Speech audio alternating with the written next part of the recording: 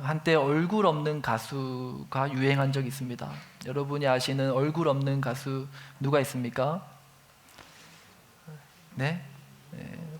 조성모 하시는 분들은 그쵸? 네. 제가 아는 분은 이제 보고 싶다 부른 김범수. 이분이 이제 처음에 데뷔할 때는 얼굴 없는 가수로 데뷔했다고 합니다. 예전에 이제 놀면 뭐하니라는 예능 프로에 나와서 왜 얼굴 없는 가수가 되었는지 그 이유에 대해서 이야기한 걸 들었어요. 처음 원래 이제 음악 방송 첫 출연했을 때는 얼굴 없는 가수가 아니었대요. 얼굴을 드러내고 첫 출연을 했다고 합니다. 그런데 이제 그날 이후 앨범 판매량이 뚝 떨어졌대요. 그래서 심지어 선글라스를 끼고 출연했음에도 불구하고 이제 그런 일이 있어서 소속사에서 이래서는 안 되겠다 해서 그냥 우리 얼굴 없는 가수로 가자 해서 그렇게 김범수가 이제 얼굴 없는 가수로 데뷔하게 됐다라는 그런 우픈 이야기를 들은 적이 있습니다. 오늘 우리가 살펴본 이 본문의 주요 인물은 이제 세례 요한이라는 사람입니다. 이 세례 요한은 이 당시에 얼굴 없는 가수와도 같은 그런 존재였어요. 진짜 얼굴이 없거나 또는 김범수처럼 자기 얼굴을 공개하지 않아서가 아니고 이 세례 요한이라는 존재보다 그가 전한 메시지가 아주 강력했다라는 그러한 의미입니다. 오늘 보면 1절과 2절에서 세례 요한의 그 등장에 대해서 성경은 이렇게 말씀합니다. 우리 1절, 2절 우리 함께 읽습니다. 그때 세례 요한이 이르러 유대 광야에서 전파하여 말하되 회개하라 천국이 가까이 왔느니라 하였으니. 세례 요한은 유대 광야를 떠돌면서 큰 소리로 외치며 복음을 전했는데 그가 전한 메시지 회개하라 천국이 가까이 왔느니라 하는 이 아주 심플하지만 이 강력한 메시지를 이 세례 요한이 유대 광야에서 증거한 것입니다. 구약의 선지자 이사야는 이 세례 요한에 대해서 예언한 바 있죠. 이사야 40장 3절 말씀인데 마태복음 오늘 우리가 읽었던 본문 3절에서 그 이사야의 말씀을 인용하면서 말씀하는데요. 우리 함께 다 같이 읽습니다. 그는 선지자 이사야를 통하여 말씀하신 자라. 일러스되 광야에 외치는 자의 소리가 있어 이르되 너희는 주의 길을 준비하라 그가 오실 길을 곧게 하라 하였느니라. 자, 이 내용이 이 마태가 이사야가 세례 요한을 이제 일컬어서 예언한 말씀이라고 그렇게 이제 마태가 밝히고 있죠. 그런데 특이한 것은 이사야가 소개하는 이 세례 요한을 일컫는 표현을 가만히 보면 뭐라고 이 세례 요한을 소개하는가 하면은 광야에서 외치는 소리라고 그렇게 세례 요한을 일컬고 있는 거예요. 이사야는 사실 세례 요한이라는 사람을 주목한 것이 아니고 그가 외치는 그 입에서 선포되어지는 소리를 주목하고 있고 그리고 그 소리가 곧 세례 요한 그 자체라는 것입니다. 여러분, 소리는 눈에 보이는 것이 아니라 귀로 듣는 것입니다. 성경은 눈으로 보는 것보다 귀로 듣는 것의 중요성에 대해서 더 강조하고 있어요. 대표적인 말씀이 로마서 10장 17절 말씀이죠. 믿음은 들음에서 나며 들음은 그리스도의 말씀으로 말미암느니라. 우리의 생각으로는 듣는 것보다 보는 것이 더 확실하잖아요. 백문이 불여일견이다 그런 말이 있잖아요. 100번 들어서 아는 것보다 내가 내 눈으로 한번 보는 게 더 낫다, 더 확실하다 이제 그런 의미입니다. 그런데 성경은 그 반대를 말하고 있는 거예요. 보는 것보다 듣는 것이 믿음을 얻기 위해 더 중요한 통로라고 그렇게 말하는 것입니다. 자, 그리고 어느 구절에서 보면은 이 보는 것에 대한 부정적인 언급도 해요. 아담과 하와가 선악과를 보았을 때 선악과에 대해서 성경은 뭐라고 얘기합니까? 먹음직하고 또 어떠해요? 보암직했다라고 얘기를 합니다. 선악과의 특징 중에 하나가 아주 탐스럽고 먹고 싶게 만들 만큼 그런 먹음직스럽고 보암직했다라는 거예요. 너무 탐스럽게 보였다라는 거예요. 그리고 바울도 육체의 정욕, 인간의 그 육체의 정욕을 세분화하는데 그 중에 하나가 이제 안목의 정욕, 사람의 그 눈으로 보는 것의 정욕에 대해서 언급한 바 있습니다. 무슨 말인가 하면 사람은 이 보는 것에 있어서는 욕망과 이어지기 너무 쉽다라는 거예요. 사람의 보는 것은요, 만족을 모르고요, 더 자극적인 것, 그것을 요구하더라라는 것입니다. 우리가 아이를 키워보면 그걸 바로 체감할 수 있어요. 저희 집 아이들도 한 3, 4살 때까지는 페파피그 아십니까? 페파피그라는 애니메이션을 너무 좋아했어요. 저희가 코로나를 거의 페파피그와 함께 보냈다고 해도 과언이 아닐 정도로 매일마다 페파피그를 이제 보고 싶어하고, 또 저희는 그거 가지고 실랑이하고 했던 기억이 있습니다. 첫째, 둘째 다 페파피그 너무 좋아했어요. 그런데 이제 한 5살, 6살 되니까 이 페파피그로는 성이 안 차는 거예요. 점점점 이제 더 이제 좀 재밌는 그런 어떤 이제 애니메이션을 찾다가 옥토넛이라는 그런 애니메이션을 찾았습니다. 여러분 옥토넛 아십니까? 페파피그가 이제 2D 애니메이션이라면 옥토넛은 3D, 아주 입체적이고 또 귀여운 캐릭터가 많이 나오는 그런 애니메이션입니다. 그리고 이제는 첫째는 이제 그런 애니메이션을 시시하다고 보지도 않아요. 유튜브를 막 보면서 자기가 좋아하는 걸 직접 검색해서 보는 거예요. 이렇게 안목의 정욕은 계속해서 우리에게 더 자극적인 그런 컨텐츠를 요구하도록 하는 것입니다. 제가 설교 시간에 어떤 사진이나 영상이나 이런 것들을 사용하지 않는 이유도 바로 그러한 이유 때문입니다.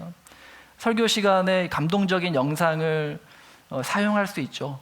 제가 이 우둔한 말로 표현력이 약한 제가 말로 설명하는 것보다 사진 한 장, 얼굴 없는 가수 김범수 사진 딱 띄우면 여러분들이 금방 이해하고, 아 그렇구나, 이해를 할 텐데, 전 되도록이면 사진이나 또는 이런 영상이나 이런 것들을 잘 사용하지 않아요. 왜냐하면 우리가 처음 이제 설교 때에 이런 영상이나 또 사진이나 이런 포스터나 이런 것들을 보면은 신선하기도 하고 또 재밌기도 하고 그 설교 시간이 지루하지 않잖아요. 그런데 사람은 처음에는 그것이 감동 있게 다가오고 재밌고 즐겁게 다가오는데 나중에는 그것이 굉장히 익숙해지고요, 웬만한 자극으로서는 별로 감흥이 없어요. 점점점 그것에 이제 적응이 되더라는 거예요. 그래서 나중에는 그런 영상이나 사진이 없는 설교는 지루해서 못 듣는 거예요. 듣는 것이 약해지는 겁니다. 만약에 하나님께서 믿음이 보는 것에서 나도록 했다면, 듣는 것이 아니라 보는 것에서 나도록 했다면, 사람들로 하여금 믿음을 갖게 하기 위해서 어떻게 해야 될까요? 날마다 더 짜릿하고 더 자극적인 경험을 해줘야 되는 거잖아요. 사람들로 하여금 믿게 하기 위해서 더 자극적인 기적과 능력을 일으켜야 했을 것입니다. 그런데 하나님은 어떻게 합니까? 말씀이라는, 설교라는, 그리고 전도라는 소리를 전하게 하시고, 사람들은 그 소리를 들음으로 믿음이 나게 하셨다라는 거예요.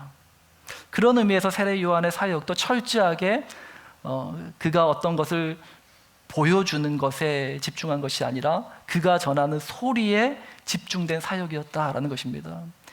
세례 요한이 외쳤던 소리의 그 내용은 무엇이냐면, 선지자 이사야의 표현을 빌자면 주의 길을 준비하고 그리고 그가 오실 길을 곧게 하라, 그런 외치는 소리를 했다는 거죠.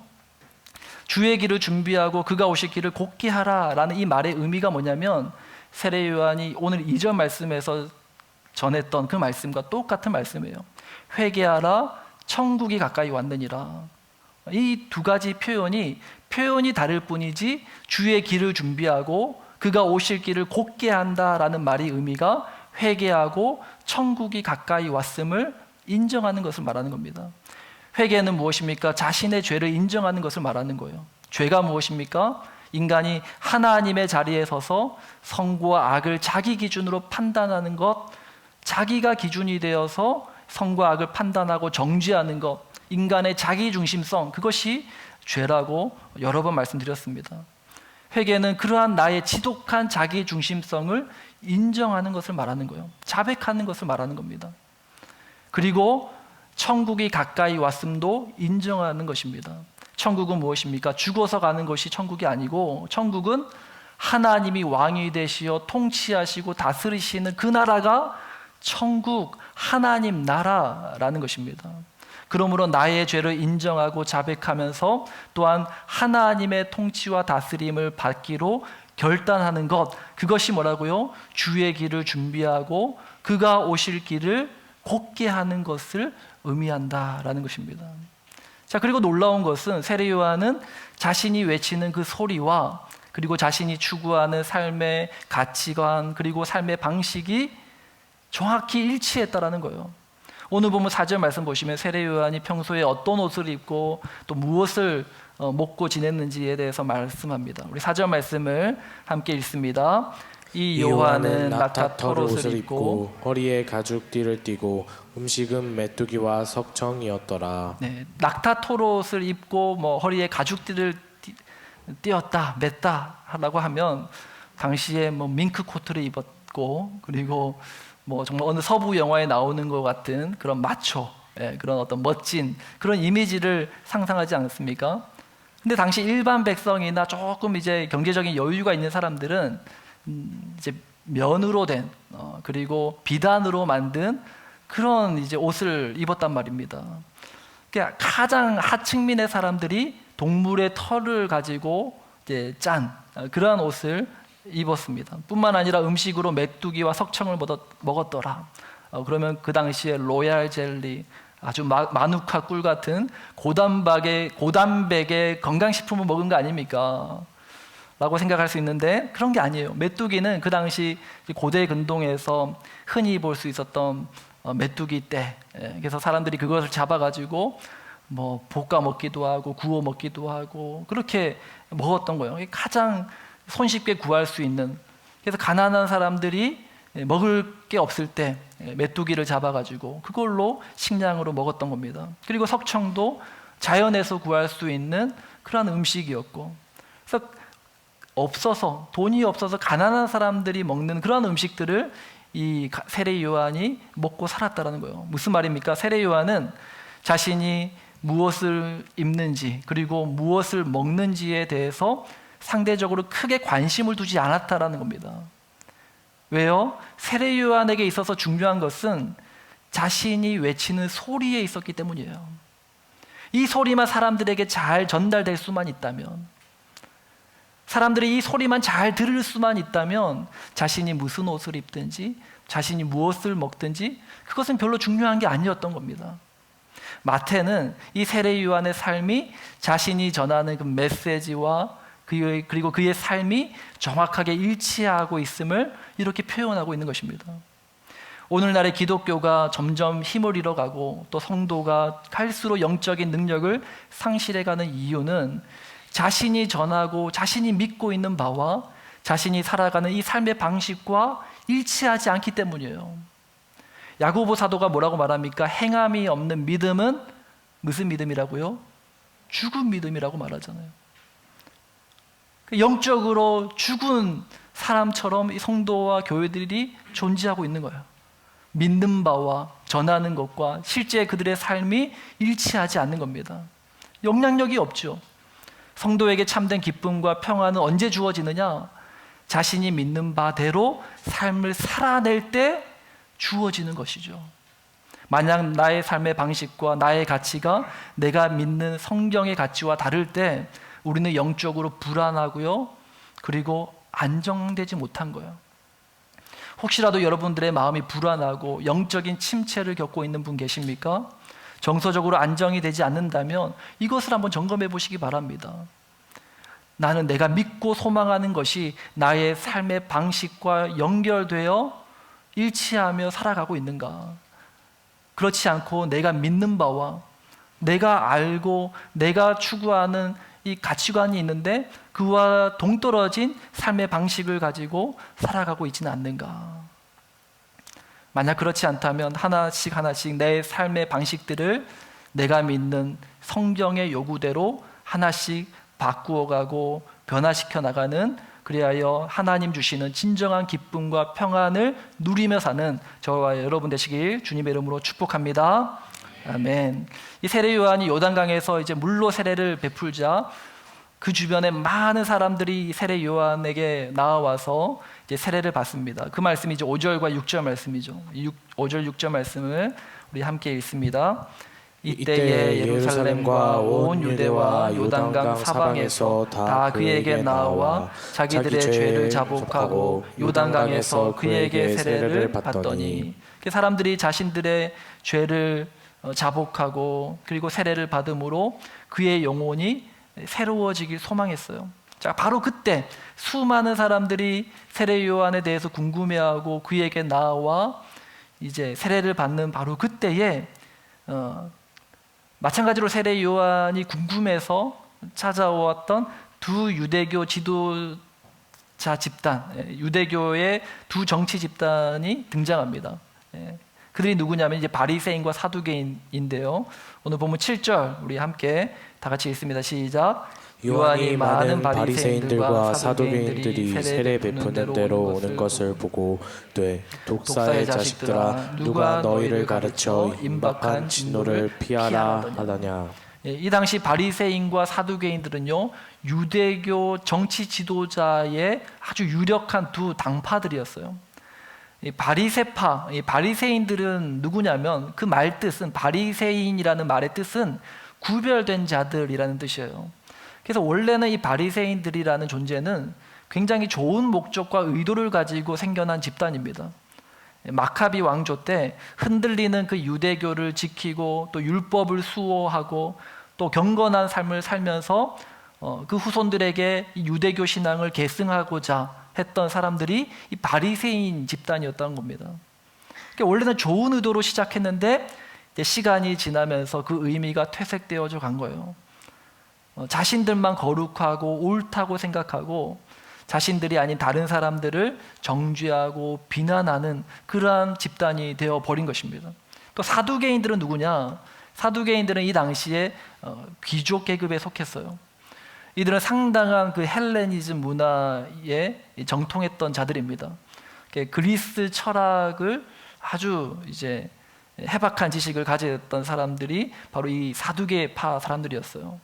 그래서 이들은 성경을 이제 보는데 하나님 말씀을 이제 인간의 이성적으로 합리주의적인 어떤 근간을 가지고 그런 사상을 가지고 말씀을 해석하고 이제 받아들이고자 한 거죠. 그래서 이들은 모세 오경 외에는 하나님의 말씀으로 인정하지 않았어요. 모세 오경만 그들이 받아들이고 나머지 것들은 철저하게 인본주의적인 생각으로 그 말씀을 분석하고 해석하고 받아들이고자 한 것입니다. 그래서 이들은 바리새인들과는 좀 대척점에 있었던 자들이에요. 바리새인들이 믿었던 천국과 지옥, 부활, 그리고 뭐 천사들의 존재, 이런 것들을 전혀 믿지 않았던 겁니다. 자, 이러한 자들이 사두개파 사람들이었어요. 그리고 이러한 바리새파와 사두개파는 이 당시 유대교를 이루고 있는 유대교 지도자들의 아주 강력한 유력한 두 당파였던 것이죠. 그래서 바리새파는 오늘날로 따지면 보수 정당에 속하는 거고요. 그리고 이 사두개파 사람들은 진보 정당에 속하는 사람이에요. 마태복음은 유대인들을 대상으로 쓰여진 책이라고 했잖아요. 그래서 마태는 의도적으로 유대인들 안에 유대인들 사회를 지배하고 있는 강력한 이 두 집단의 그러한 모습들을 들추어내고 있는 것입니다. 그런데 오늘날 교회 안에서도요, 이와 같은 양분화된 신앙의 행태를 우리가 발견하게 됩니다. 교회 안에도요, 이 바리새인과 같은 그런 보수적인 입장을 가지고 있는 신자와 성도님들이 있죠. 주일에 올 때는 복장을 아주 이제 깔끔하게 단정하게 이제 입어야 되고, 술 담배는 당연히 하면 안 되고, 그리고 교회의 리더십의 그 권위에 이제 복종해야 되고, 그래서 그럼에도 불구하고 또 뭐 이 정도까지는 괜찮아요. 그런데 그러한 자신들의 기준에 못 미치면 어떻게 합니까? 판단하고 정죄하고 믿음이 없다, 그렇게 생각하는 거예요. 이 바리새파와 같은 그런 어떤 보수적인 그런 신앙의 입장을 가지고 있는 사람들이에요. 근데 반대도 있어요. 사두개파와 같이 굉장히 진보적인 그런 신앙의 모습을 가지고 있는 사람들도 있죠. 주님 안에서 누리는 그 자유함을 추구하는 거예요. 예배하러 나올 때 뭐 이 슬리퍼를 신고 와도 얼마나 자유합니까? 우리 아버지 집에 오는 건데, 그죠?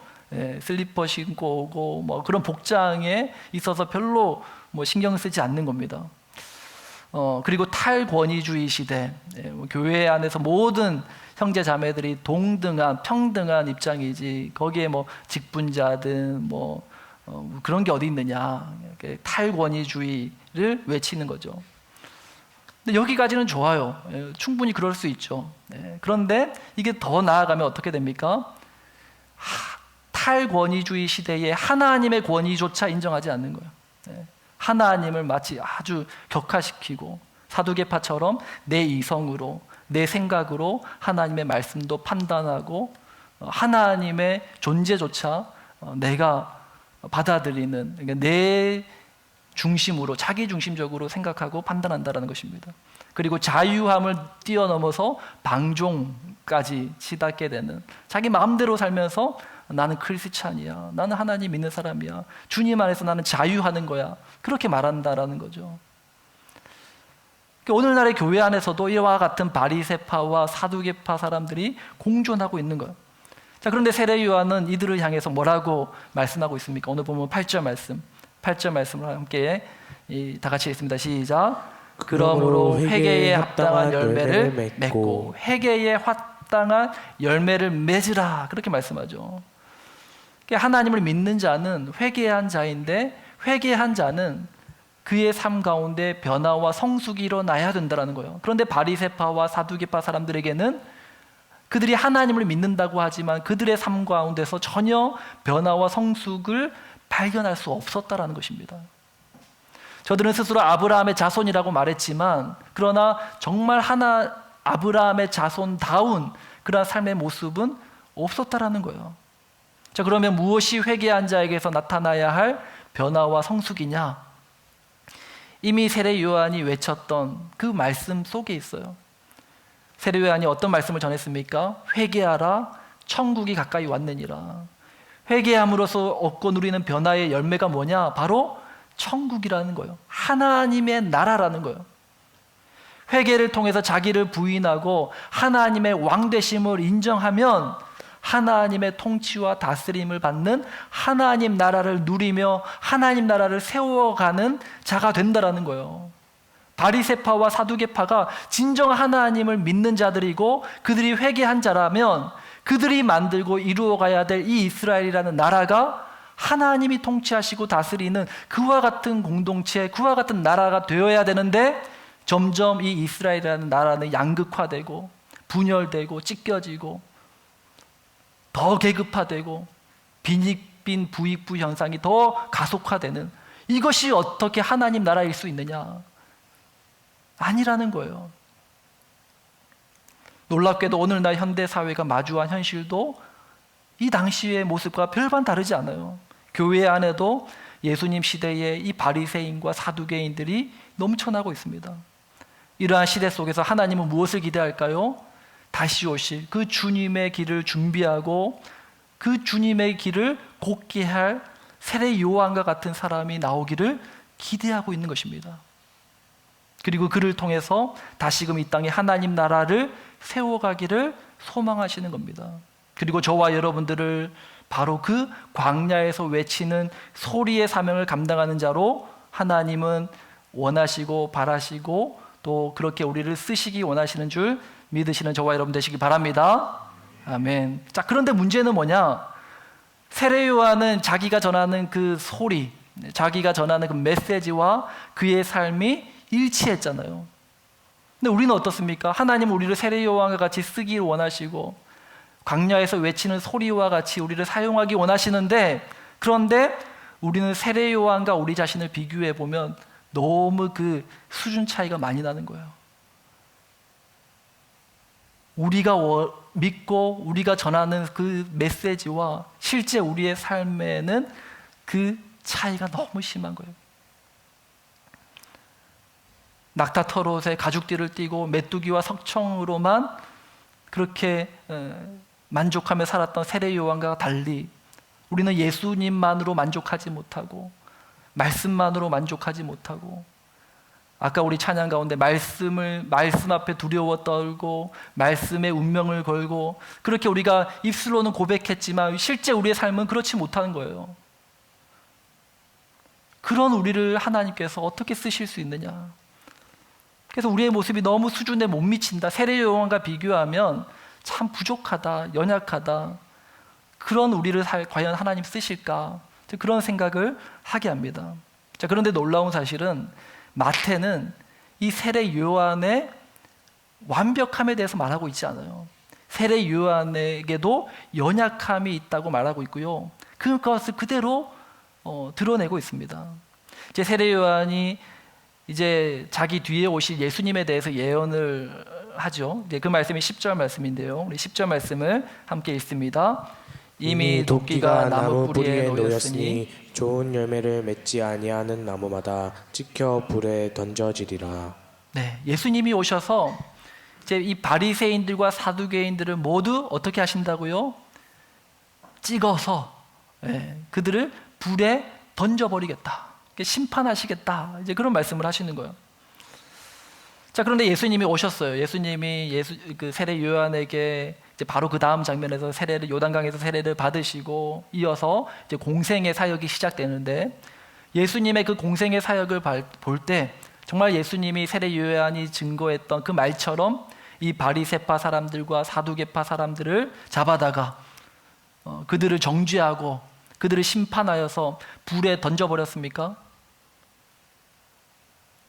예수님이 오셔서 하신 일이 뭐예요? 어부들을 불러서 제자 삼으시고 병자들 고치시고 죄인들, 세리들 그들과 함께 잡수시고 그들과 함께 어울려 다녔지 바리새인들이나 사두개인들을 때려 잡으신 일이 없어졌잖아요. 오히려 나중에는 그들로 하여금 모함을 당해서 죽음에 이르게 되는 심판을 받아서 십자가에 못 박혀 죽으시게 되는 도리어 예수님이 그들의 심판을 당하는 그러한 일을 보지 않습니까? 세례 요한이 광야에서 외치는 자의 소리로 전한 말씀이 사실 다 맞았던 건 아니라는 거예요. 그래서 나중에 이제 마태복음 11장에 가면은 세례 요한이 감옥에 갇히게 되는데 감옥에 갇혀 있던 세례 요한이 제자들을 통해서 예수님에 관한 이야기를 듣잖아요. 예수님이 밖에서 이런 일들을 행하시는데 날마다 가난한 자들과 함께 하시고 죄인들과 함께 하시고 세리들과 창녀들과 이런 자들과 함께 어울려 다니신다라는 소리를 듣는 거예요. 세례 요한이 어떤 마음이 들까요? 긴가민가한 거예요. 그 내용이 이제 마태복음 11장 2절과 3절입니다. 우리 함께 읽습니다. 시작. 요한이 옥에서 그리스도께서 하신 일을 듣고 제자들을 보내어 예수께 여짜오되 오실 그이가 당신이오리이까 우리가 다른 일을 기다리오리이까. 세례 요한도 긴가민가한 거예요. 자신이 생각하고 자신이 믿었던 그 메시아의 모습이 아닌 겁니다. 메시아가 오시면 이 유대교 지도자들의 그 콧대를 납작하게 해줘야 되는데 그들을 싸그리 잡아가지고 불못에 던져야 되는데 그렇게 하지 않는 거예요. 자신이 생각했던, 자신이 전했던 메시지와 전혀 다른 행보를 하고 있는 예수님의 모습이 이해가 안 됐던 겁니다. 사실 세례 요한의 예언이 틀린 건 아니었어요. 왜냐하면 세례 요한이 증거했던 예수님이 오셔서 열매 맺지 못하는 나무마다 찍어 불에 던지리라 하신 그 말씀은 사실 종말에 다시 오실 예수 그리스도에 관한 메시지이기 때문에 사실 틀렸다라고는 말할 수 없어요. 하지만 초림으로 오신 예수님에게 관한 메시지는 아니었다라는 거예요. 그런데 세례 요한은 그걸 몰랐던 거예요. 분명히 하나님으로부터 감동으로 받아서 전한 메시지는 맞지만 그러나 그 메시지가 언제 이루어질 말씀인지는 세례 요한도 몰랐다라는 것입니다. 그런데 세례 요한은 자신이 생각했던, 자신이 전했던 그 메시지와 다른 행보를 보이고 있는 예수님의 모습이 전혀 이해가 되지 않았던 거예요. 자기 생각이 주님보다 더 앞섰다라는 것입니다. 그렇게 자신을 죽기까지 쳐서 복종하며 경건함을 유지하며 그렇게 굴욕주의적인 삶을 살았던 그 세례 요한조차도 이렇게 흔들리는 그 믿음이, 그 신앙이 흔들리고 있는 모습을 우리가 마태는 그걸 그대로 드러내고 있다라는 겁니다. 저는 흔들리는 이 세례 요한의 모습을 보면요, 참 마음의 위로를 얻었습니다. 우리도 흔들릴 때가 얼마나 많습니까? 상황이 내 뜻대로 진행되지 않으면, 기대했던 예수님의 모습이 다르면, 그러면은 참 우리 마음이 흔들릴 때가 많아요. 보이지 않는 하나님에 대한 믿음이 흔들릴 때가 있습니다. 하나님 눈에 보이지 않으니까 그 하나님이 믿어지지 않아서 의심이 되고 마음이 흔들리고 하나님 없는 거 아닐까, 그런 생각이 들 때가 얼마나 많습니까? 그런데 그게 이상한 게 아니라요, 그게 정상이라고 말하고 있는 거예요. 세례 요한조차 이사야 선지자를 통하여 예언된 광야에 외치는 소리였던 그 세례 요한조차도 그 마음이 흔들릴 때가 있었다라는 거예요. 그리고 하나님은 우리의 마음을 토닥이고 계신 거예요. 때로는 흔들리고 의심이 밀려오고 과연 이 길이 맞는 것일까, 그런 생각을 하며 흔들리는 우리를 주님께서 보듬어 주시고 위로하고 계신 겁니다. 비록 우리의 마음이 흔들리고 연약해질지라도 우리가 잊지 말고 붙들어야 될 것은 무엇이냐, 바로 세례 요한의 그 예수님을 향한 고백이에요. 11절 말씀 우리 함께 다 같이 읽습니다. 나는 너희로 회개하게 하기 위하여 물로 세례를 베풀거니와 내 뒤에 오시는 이는 나보다 능력이 많으시니 나는 그의 신을 들기도 감당하지 못하겠노라. 그는 성령과 불로 너희에게 세례를 베푸실 것이요. 세례 요한은 사람들에게 물로 세례를 베풀었죠. 오늘 우리도 교회가 성도님들에게 물로 세례를 베풀어요. 하지만 세례 요한의 고백처럼 예수님은 성령과 불로 세례를 베푸실 것이다 라고 말씀합니다. 이게 진짜라는 거예요. 우리는 이 예수님이 불로 성령으로 베푸실 세례를 이제 모형과도 같은 것이죠. 진짜는 예수님이 베풀어 주시는 성령과 불의 세례라는 것입니다. 우리가 인정해야 될 것은 무엇입니까? 내 뒤에 오시는 이가 나보다 더 능력이 많으신 분이시다라는 사실이에요. 나는 비록 연약하지만, 나 세례 요한은 비록 소리에 불과하지만 내 뒤에 오시는 그분은 강력한 하나님의 아들이심을 우리가 인정하는 것, 그것이 우리가 우리의 입술을 통해서 고백해야 될 믿음의 고백이다라는 것입니다. 끊임없이 나의 연약함을 인정하고 예수님의 왕 되심을 인정하는 것. 오늘 이 말씀과 병행 본문이 요한복음에 보면은 세례 요한이 이런 말씀으로 고백을 해요. 그는 흥하여야겠고 나는 쇠하여야 하리라. 그는, 예수 그리스도는 날로 날로 흥왕하고 흥해야겠고 나는 날로 날로 쇠약하고 더 연약해지리라. 그것이 저와 여러분들의 고백이 되어야 될 줄 믿습니다. 말씀의 결론을 맺습니다. 우리 찬양팀 나와 주시고요. 우리는 얼굴 없는 가수예요. 김범수만 얼굴 없는 가수가 아니고 우리도 얼굴 없는 가수입니다. 우리가 얼굴 없는 가수여야 하는 이유는 우리 얼굴이 못생겨서가 아니라 우리가 부르는 노래가 너무너무 아름다운 노래이기 때문이에요. 얼굴 없는 가수가 얼굴을 드러내고 자기가 주목받으려고, 자기 존재가 빛을 받으려고 하면요, 앨범 판매량이 떨어지는 거예요. 얼굴 없는 가수는요, 그 노래가 사람들로부터 주목을 받아야 되는 거예요. 광야에서 외치는 소리는요, 왕이 행차하기 전에 동네를 다니면서 왕이 오신다, 왕이 오신다 외치는 왕들의, 종들의 외치는 소리였습니다. 소리는요, 결코 주인공이 될 수 없어요. 철저히 소리가 담고 있는 그 내용을 전하는데 소리의 존재의 목적이 있습니다. 소리가 담고 있는 그 내용은 무엇일까요? 예수 그리스도. 얼마나 깨꼬리 같은 목소리를 내느냐 보다 전하고자 하는 내용이 온전히 전해지는 것이 더 중요하다는 것입니다. 우리가 가진 소리가 비록 좀 서툴릴 수 있어요. 논리적이지 못할 수도 있고요, 또 좀 덜 감동적일 수도 있어요. 하지만 그 중심에 예수 그리스도가 있다면 그것이면 충분하다라는 것입니다.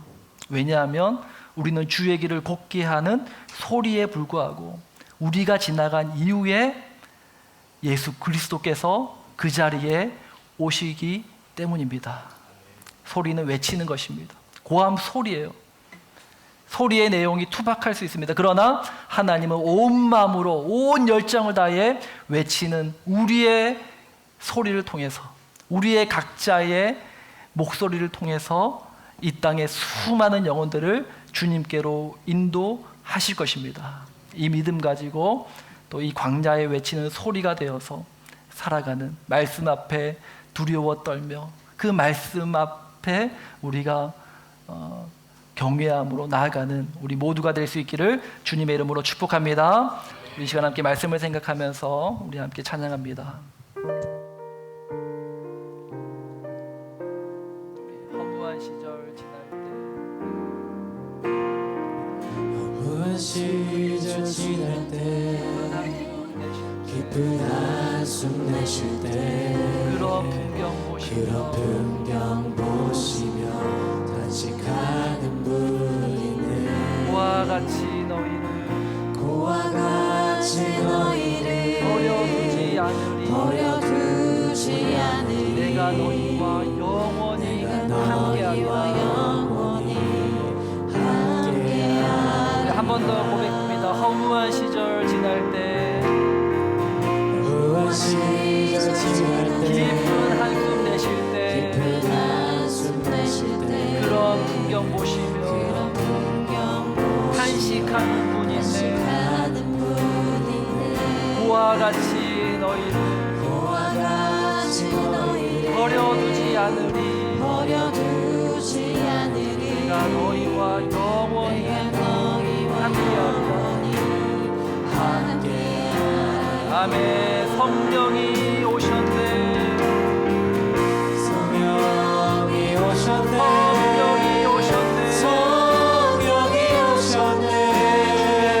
내 주에 보내신 성령이 오셨네. 우리 인생 가운데 신이 찾아오셔서 그 나라 꿈꾸게 하시네. 억눌린 자 갇힌 자, 자유함이 없는 자, 피난처가 되시네. 성령님 계시네. 주의 영이 계신 곳에 참 자유가 있다네. 진리의 영이신 성령이 오셨네. 용감으로 성령이 오셨네.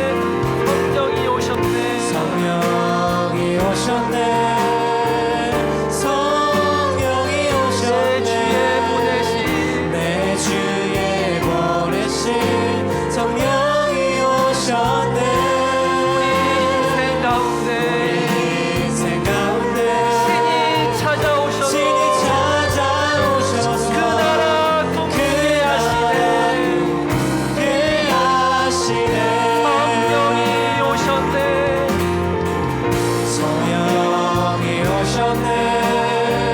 성령이 오셨네. 내 주에 보내신 성령이 오셨네. 우리 인생 가운데 신이 찾아오셔서 그 나라 꿈꾸게 하시네. 함께 기도하며 나아갑니다. 우리로 하여금 주의 성령으로 충만케 하여 주시옵소서.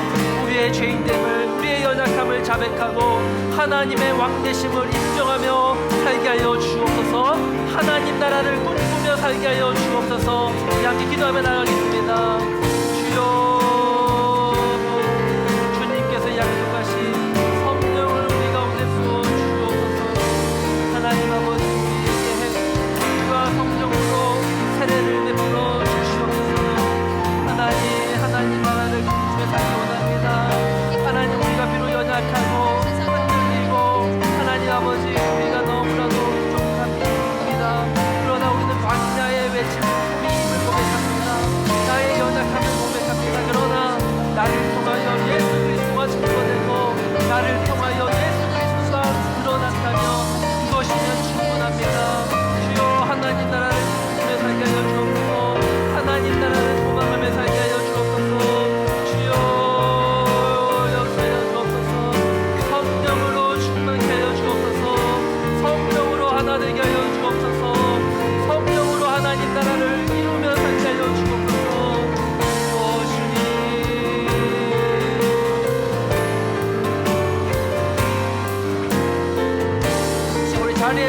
가운데서 성령이 오셨네.